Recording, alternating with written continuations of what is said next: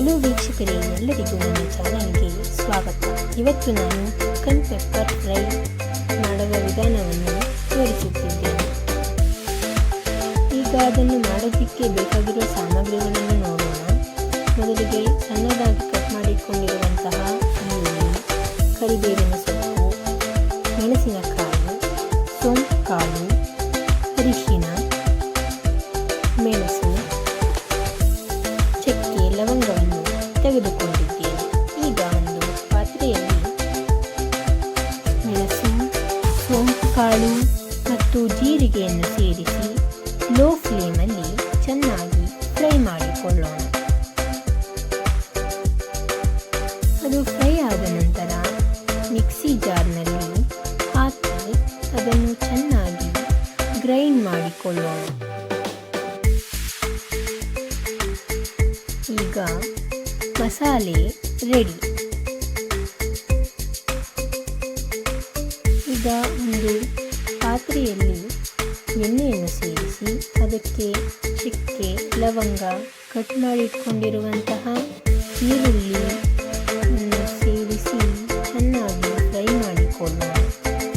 ಈಗ ಕಟ್ ಮಾಡಿಕೊಂಡಿರುವಂತಹ ಮೆಣಸಿನಕಾಯಿ ಮತ್ತು ಶುಂಠಿ ಬೆಳ್ಳುಳ್ಳಿ ಪೇಸ್ಟನ್ನು ಸೇರಿಸಿ ಚೆನ್ನಾಗಿ ಫ್ರೈ ಮಾಡಿಕೊಳ್ಳೋಣ. ಈಗ ಕರಿಬೇವಿನ ಸೊಪ್ಪು ಹಾಗೂ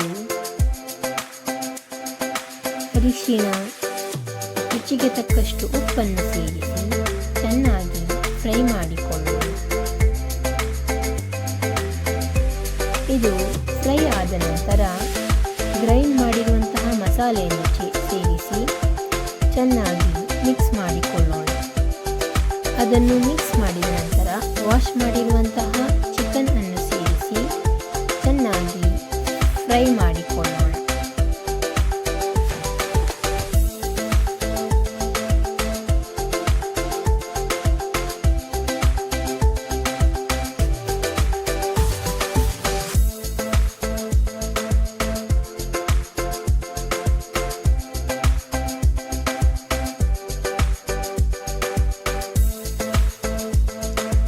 ಚಿಕನ್ ಬೆಂದ ನಂತರ ನಮಗೆ ಬೇಕಾದರೆ ಸ್ವಲ್ಪ ಉಪ್ಪನ್ನು ಸೇರಿಸಿಕೊಳ್ಳಬಹುದು.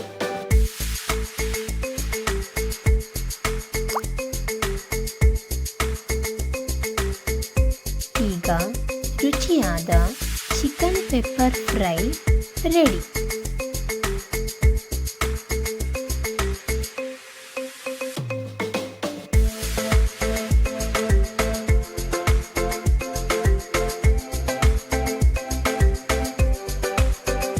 ಈ ವಿಡಿಯೋ ನಿಮಗೆ ಇಷ್ಟ ಆದರೆ ಲೈಕ್ ಮಾಡಿ, ಶೇರ್ ಮಾಡಿ, ಸಬ್ಸ್ಕ್ರೈಬ್ ಮಾಡಿ ಮತ್ತು ಬೆಲ್ ಬಟನನ್ನು ಕ್ಲಿಕ್ ಮಾಡಿ.